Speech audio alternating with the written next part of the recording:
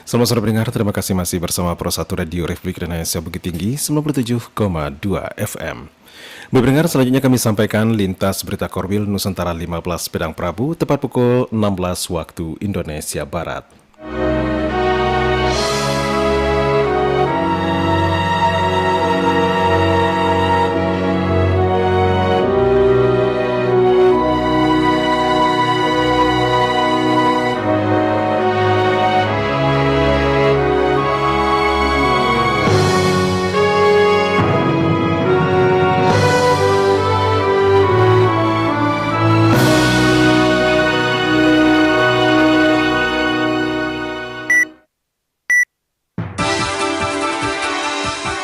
Lintas Berita Korwil.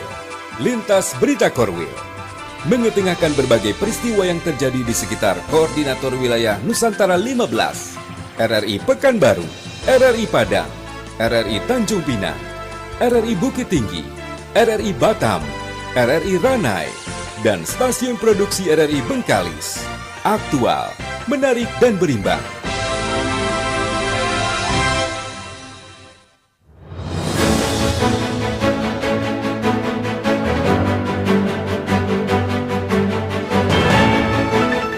Selamat sore pendengar, jumpa lagi dalam Lintas Berita Korwil Nusantara 15 Pedang Prabu, edisi Jumat 4 April 2025 bersama saya, Hendri.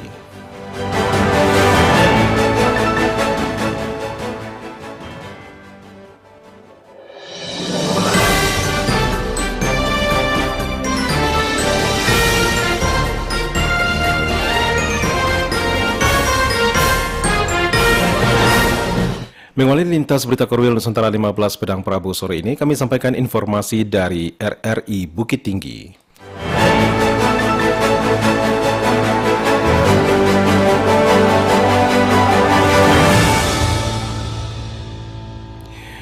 Pemko Parangpanjang sukses gelar bazar di 3 lokasi berkat kerjasama dengan berbagai pihak.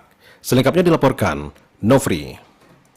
Ditutup di Markas Koramil, bazar yang digelar oleh pemerintah Kota Parangpanjang bersama beberapa instansi di Mapolres, Kejaksaan, serta Markas Koramil laris manis. Bazar ini bertujuan untuk membantu masyarakat mendapatkan kebutuhan pokok dengan harga yang terjangkau. Ini berlangsung meriah dan mendapatkan sambutan positif dari warga. Berbagai produk seperti sembako, serta berbagai kebutuhan lebaran dijual dengan harga lebih murah dibanding harga pasar. Kepala Bidang Perdagangan dan Perindustrian Dispedakop UKM Kota Parangpanjang, Azani Mazur, menyampaikan apresiasi atas dukungan dari berbagai pihak, termasuk Polres, Bayangkari Cabang Parangpanjang, Kejari, Koramil, Bulog, TTIC, distributor, serta berbagai pihak lainnya yang telah mendukung kegiatan tersebut. Azani mengucapkan terima kasih kepada mitra yang turut mendukung kegiatan bazar ini. Berkat sinergi yang baik, bazar Ramadan ini dapat berjalan lancar, laris manis, dan memberikan manfaat bagi masyarakat dalam menghadapi kenaikan harga bahan pokok saat Idul Fitri. Ya, untuk pasar murah artinya untuk stabilisasi harga terkait dengan inflasi di lingkungan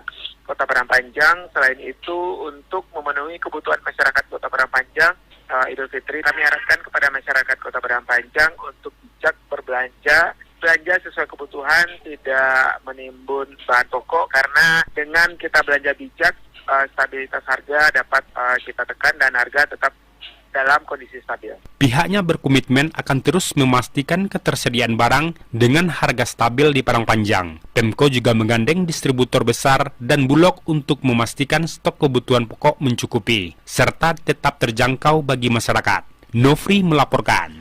Masih dari RRI Bukit Tinggi, sedekah online dilakukan umat muslim pada masjid dan musola, jangan sampai abaikan aspek sistem security. Berikut laporan Juni Marbeta.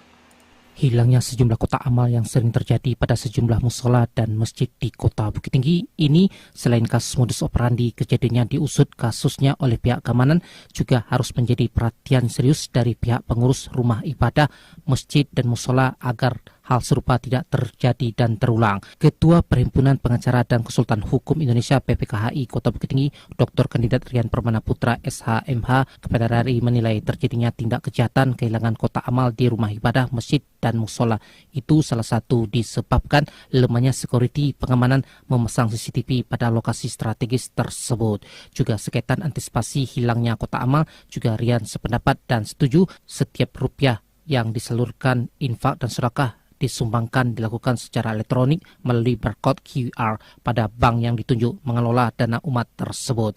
Menurutnya, sedekah online dilakukan umat pada masjid dan musola jangan sampai abaikan aspek sistem security. Terkait adanya sering kehilangan di masjid itu mungkin salah dari security dari masjid, ditambah juga mungkin pengaman dari anggota amal itu sendiri, dan mungkin sedekah online kok tidak mengurangi nilai sedekah, dan juga sedekah online ini sangat diperbolehkan walaupun online dan offline sama-sama harus mengedepankan adanya security, karena kan terkait adanya Google Play Store itu kan ada juga aplikasi-aplikasi yang hampir sama tapi palsu kan gitu, harus tetap diwaspadai. Perlu adanya security system dan pelaporan secara transparan. Dari infak sedekah maupun sumbangan sosial lainnya melalui digital online dapat diketahui pembukuan uang masuk dan keluar secara langsung. Juga setiap dana terkumpul bisa disalurkan bagi kemaslahatan umat. Entaskan kemiskinan secara Bukit Tinggi, Joni Marpeta.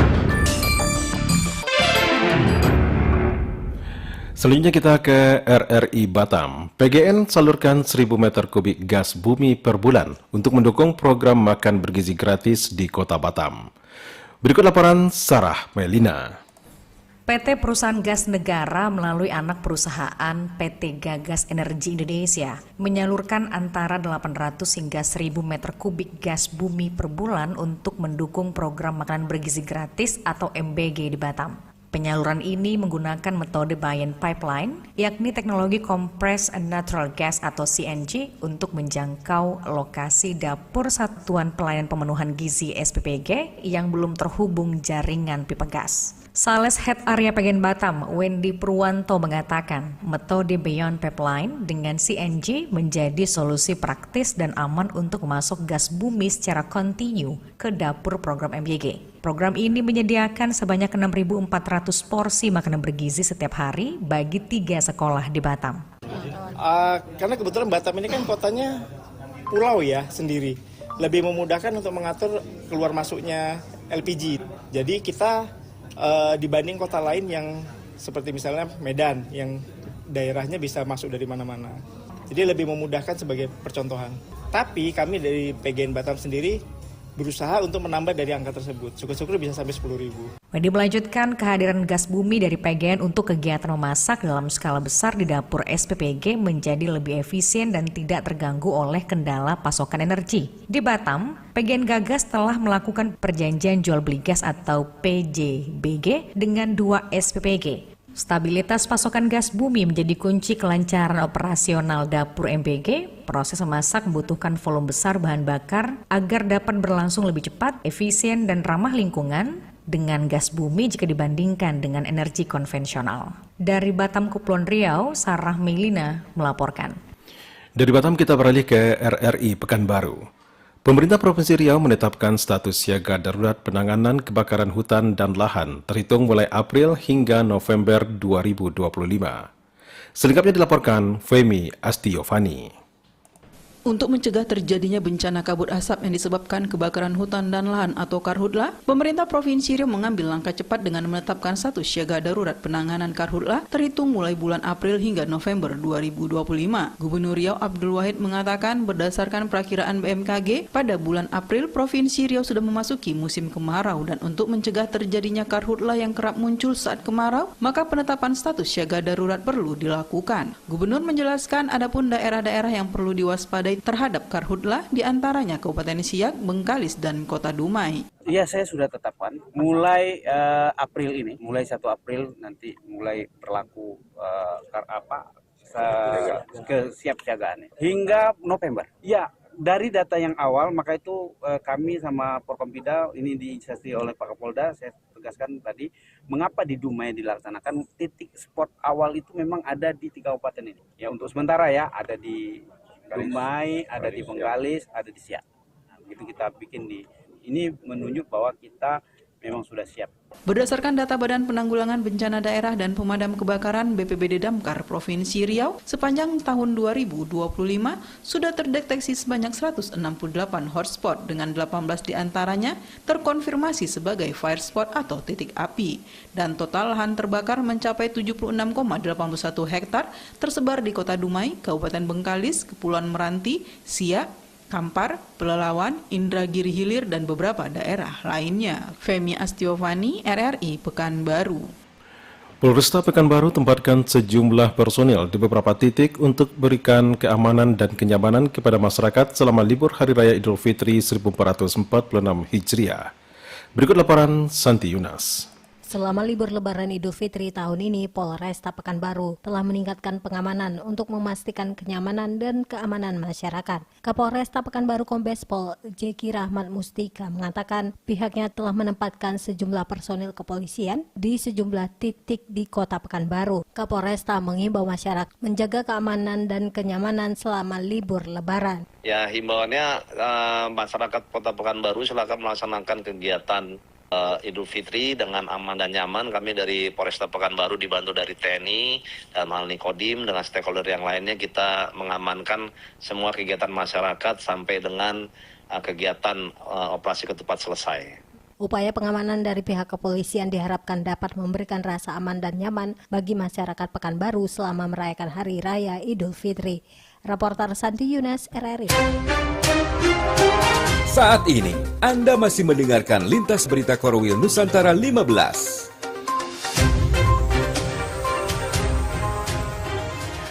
Selanjutnya kita simak informasi dari RRI Tanjung Pinang. Stok bahan pokok di pasar tradisional Dabo Singkep semakin menipis akibat belum masuknya pasokan baru pasca Lebaran Idul Fitri. Berikut laporan Wandi. Stok bahan pokok di pasar tradisional Dabo Singkep, Kabupaten Lingga semakin menipis akibat belum masuknya pasokan baru pasca Lebaran Idul Fitri. Para pedagang masih mengandalkan stok lama yang dalam beberapa kasus sudah mengalami pembusukan. Salah seorang pedagang, Sarah, mengungkapkan bahwa hingga saat ini ia masih menjual sisa stok lama, yang mana bawang Birma ia jual Rp24.000 per kilogram, bawang Jawa Rp44.000 per kilogram, dan bawang India Rp20.000 per kilogram. Semua ini stok lama yang tidak habis terjual. Menurut Sarah, pasokan dari luar daerah masih terhambat, meskipun ada kemungkinan kapal Roro akan membawa barang masuk pada malam hari. Namun, untuk pasokan barang dari Tungkal, belum ada yang masuk, kemungkinan masih dalam suasana Lebaran. Sementara itu, harga cabai rawit mengalami lonjakan signifikan mencapai Rp70.000 per kilogram. Sarah menjelaskan bahwa banyak cabai yang membusuk karena sudah masuk sejak 7 hari yang lalu dan tidak habis terjual. Bawang Birma namanya itu 24. Itu 44 Jawa. Iya 20. Ya. Jadi ini masih stok lama ya, Bu? Ya, kan lama ya. Pikir. Kalau dia ada memang dengan nanti masuk ke pasar. Dari Jambi. Dari Jambi ya? Tapi kalau sana 8.000. Ya, kalau itu ada 70. 70-an ya. Siap, ini pun masih stok lama ya, Bu? Sama itu cuma ada usahanya dipilihnya. Dipilih-pilih, Bu? Sampai banyak yang busuk, Bu? Ya, dalam buat kemarin maksudnya cuma 1 minggu. 7 hari dah. 7 hari, Bu? Seminggu. Nanti kalau masuk sekali ya. Kalau nanti kalau dia masuk orang ada. Kalau kemudian ada orang-orang juga. Ada itu 3 hari orang mesti apa lagi. Kalau bayar lebaran tapi 3 hari ya kan. Ya. Kampung jangan mesti nanti.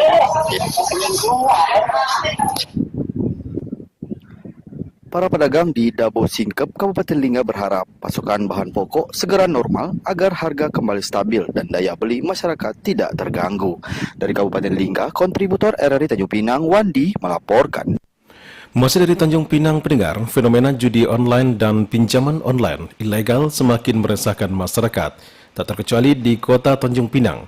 Kemudahan akses dan iming-iming keuntungan instan menyimpan bahaya laten yang dapat merusak tatanan ekonomi dan sosial. Ari Wisnu menyampaikan laporannya. Fenomena maraknya perjudian online dan pinjaman online atau pinjol yang menjerat generasi muda di Indonesia menjadi sorotan serius. Kemudahan akses dan iming-iming keuntungan besar membuat banyak remaja terjebak dalam lingkaran perjudian dan terlilit hutang pinjol. Demikian disampaikan pengamat sosial dari Stisipol Raja Haji Tanjung Pinang, Rianto. Menurutnya, judi online dan pinjol ini bagaikan bom waktu yang tidak hanya berakibat pada finansial, tetapi juga kesehatan mental dan masa depan generasi muda. Banyak remaja yang mengalami depresi, kecemasan hingga putus sekolah karena terjerat judi online dan pinjol. Masa depan mereka hancur karena terjebak dalam lingkaran setan ini. Untuk itu Rianto mendesak pemerintah untuk bergerak cepat dalam menangani permasalahan ini, memperkuat regulasi dan pengawasan terhadap perjudian online dan pinjol. Selain itu pemerintah juga disarankan untuk memberikan pendampingan dan rehabilitasi bagi generasi muda yang sudah terjerat judi online dan pinjol. Kita perlu waspada juga, diharapkan ya kepada pemerintah, khususnya pemerintah daerah ya untuk juga bisa mewaspadai, jangan sampai nanti sudah merebak misalnya di daerah kita, baru kita sibuk misalnya kan untuk mengantisipasi itu misalnya.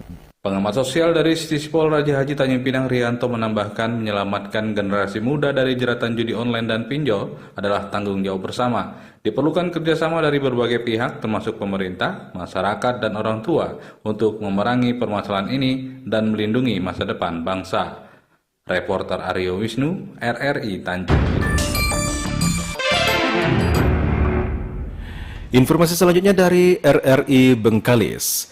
Badan Restorasi Gambut Nasional di Pulau Bengkalis melakukan upaya sekat kanal di daerah rawan kebakaran untuk mencegah kebakaran hutan dan lahan. Selengkapnya dilaporkan Sri Mawarti Sarif. Badan Restorasi Gambut dan Mangrove Republik Indonesia (BRGM) RI terus mengembangkan berbagai langkah strategis untuk menjaga keberlanjutan ekosistem gambut. Salah satunya melalui program Rewiting. Program ini berfokus pada pembasahan gambut dengan cara membangun sekat kanal di wilayah yang rawan terbakar dan bekas terbakar. Abdul Mutoin, staf BRGM untuk Pulau Bengkalis mengungkapkan bahwa pihaknya telah melakukan pembangunan lebih dari 100 unit sekat kanal di hampir seluruh desa yang ada di Kecamatan Bengkalis dan Bantan. Sekat kanal ini berfungsi untuk mengalirkan air ke area gambut yang kering dan rawan terbakar sehingga dapat mencegah kebakaran lahan yang sering terjadi. Program dari BRGM itu ada sebutannya itu 3R. Ada yang satu itu R1 rewetting atau pembasahan gambut dengan cara pembangunan sekat kanal. Dan untuk pembangunan sekat kanal ini kita sudah lakukan di banyak desa di Kecamatan Bengkalis dan Bantan. Mulai dari desa untuk Kecamatan Bengkalis itu dari Desa Air Putih sampai Desa Skodi, itu hampir seluruh desa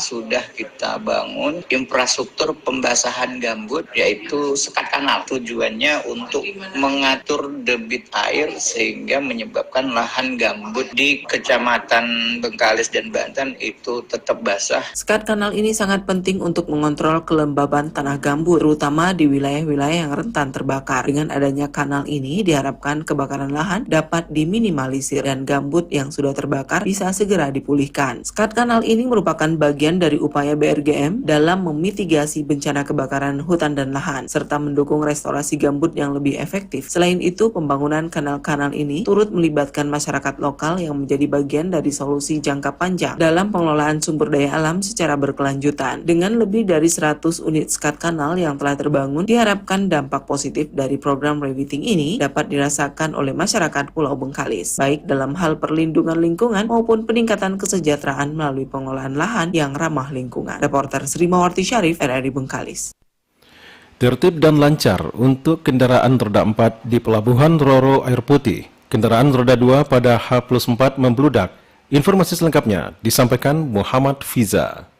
Memasuki H+4 Lebaran Idul Fitri 2025, arus balik di Kabupaten Bengkalis terpantau semakin padat, terutama bagi pengendara sepeda motor. Namun pihak kepolisian memastikan situasi tetap terkendali berkat pengaturan sistem booking tiket dan skema ganjil genap bagi kendaraan roda 4. Kepala Bagian Operasi Kabaops Polres Bengkalis Kompol Nurman SH mengungkapkan bahwa kepadatan pemudik roda 2 memang terjadi, tetapi arus lalu lintas tetap berjalan lancar. Untuk saat ini antrian roda 2 memang sangat ramai, tetapi masih terkendali. Sementara itu kendaraan roda 4 tidak lagi mengalami antrian panjang karena sudah menggunakan sistem booking tiket. Menurut Kompol Numan, sistem booking tiket yang diterapkan untuk tahun ini membuat pengaturan lebih tertib dibandingkan tahun sebelumnya. Masyarakat saat ini sudah bisa memilih waktu keberangkatan. Jika terjadwal pukul 9 pagi, maka setengah jam atau 15 menit sebelumnya mereka sudah berada di terminal. Dengan cara ini tidak ada lagi antrian panjang ataupun penyerobotan. Selain itu, masyarakat juga dapat memantau langsung jumlah kuota tersisa melalui CCTV Bengkalis sehingga mereka bisa menyesuaikan jadwal perjalanan. Terkait pengendara sepeda motor, Kompol Nurman juga mengimbau agar mereka tetap bersabar karena tetap menjadi prioritas dalam penyeberangan. Khusus bagi ibu-ibu yang membawa bayi ataupun balita akan ditargetkan sampai pukul 12 siang. Mereka sudah bisa masuk ke tenda yang disediakan saat ini. Sudah ada 10 jalur yang diarahkan ke tenda. Pihak kepolisian juga akan terus memantau kondisi di lapangan dan menyesuaikan strategi pengangkutan sepeda motor jika diperlukan. Itu dinominasi untuk kendaraan R2, Pak.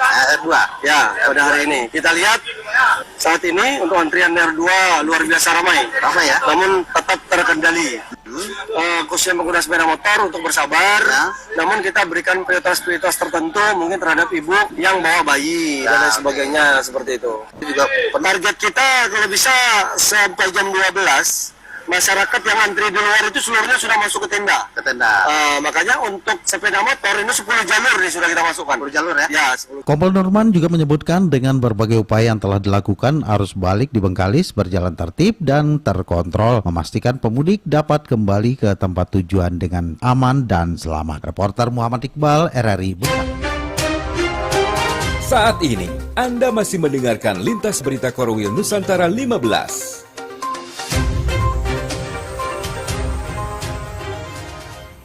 Ya, pendengar, selanjutnya kita ke RRI Padang.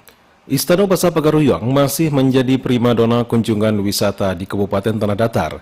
2 hari terakhir tercatat 16.000 orang berkunjung untuk melihat kemegahan Istana Basa Pagaruyang.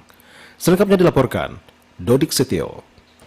Kunjungan ke sejumlah destinasi wisata di Kabupaten Tanah Datar selama libur Lebaran mulai meningkat dibanding hari biasa.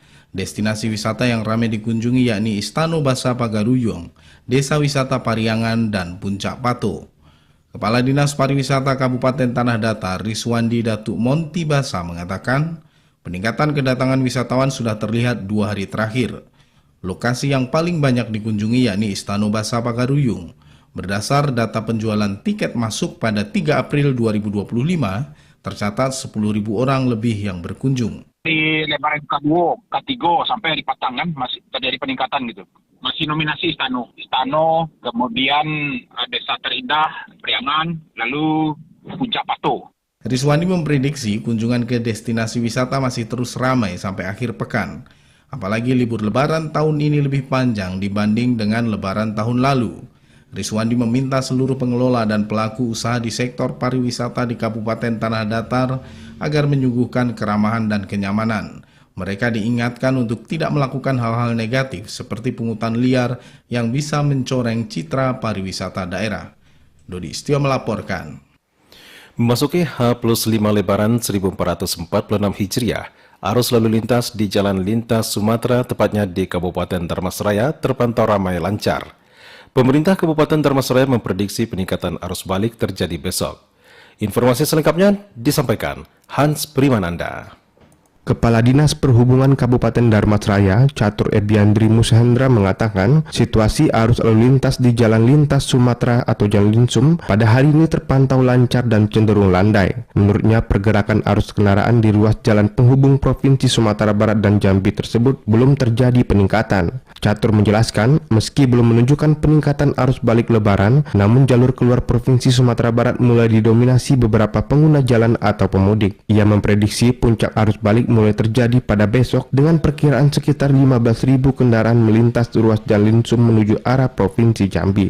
Lalu lintasnya ramai lancar, tidak ada kendala. Peningkatan mungkin baru mulai. Karena ini kan baru hari orang mau kembali kan, cuti kan sampai hari baru mau mulai. Dan sudah ada 3 pos, untuk Dharmasraya ada 3 pos Pak. Perbatasan juga ada pos Pak. Hari Sabtu, hari ini baru mulai kan. Catur menambahkan, pada arus balik Lebaran 1446 Hijriah, sejumlah rest area atau titik peristirahatan juga diperkirakan akan diramaikan pengguna jalan. Titik peristirahatan dimaksud antara lain stasiun pengisian bahan bakar umum atau SPBU hingga rumah makan di ruas Jalan Linsum, tepatnya di Kecamatan Sitiung, Dharmasraya, diperkirakan dipadati pemudik sebelum bertolak keluar Sumatera Barat. Hans Primananda melaporkan.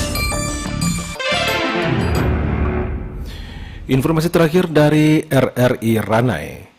Kabupaten Natuna kembali mengirimkan sapi asal Natuna ke luar daerah. Pengiriman perdana untuk sapi kurban Idul Adha tahun ini sebanyak 25 ekor. Selengkapnya dilaporkan Afrizal. Sebanyak 25 ekor sapi Natuna kembali dikirim keluar daerah untuk pemenuhan daging sapi kurban di wilayah Provinsi Kepulauan Riau. Hal itu dikatakan Sekretaris Dinas Ketahanan Pangan dan Pertanian Kabupaten Natuna Isniadi Kamis kemarin saat memantau proses pengiriman sapi di Pelabuhan Tanjung Payung Penagi.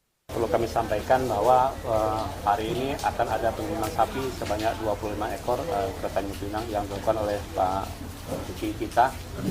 Kita harap dengan selepas kegiatan sapi ini yang bawa keluar ini akan menambah minat masyarakat untuk terus melakukan ternak sapi. Gitu. Jadi kami yakin kita percaya dan masyarakat sudah merasakan bahwa sapi ini memberikan nilai tambah yang cukup signifikan terhadap pendapatan mereka. Gitu.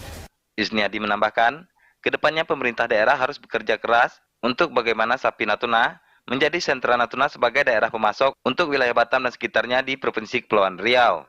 Jadi kedepannya kami harus bekerja keras bagaimana sapi menjadi sentra Natuna sebagai pemasok wilayah Batam dan sekitarnya, Kepri. Perlu kami sampaikan bahwa ini kan pengiriman pertama. Nah, memang data yang tahun lalu kita melakukan pengiriman sebanyak 207 ekor sapi untuk kebutuhan kurban di Kepri. Ya, mudah-mudahan nanti kita lihat perkembangan.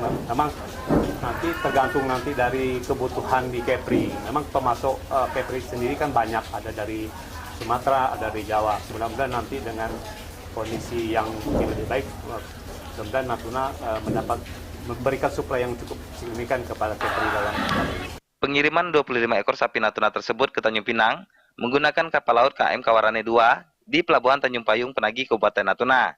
Dan proses pengiriman dipantau langsung oleh Dinas Ketahanan Pangan dan Pertanian Kabupaten Natuna bersama Balai Karantina Hewan, Ikan, dan Tumbuhan BKHIT Kepulauan Riau, Satuan Pelayanan SP Natuna. Dari Ranai Natuna, Afrizal melaporkan.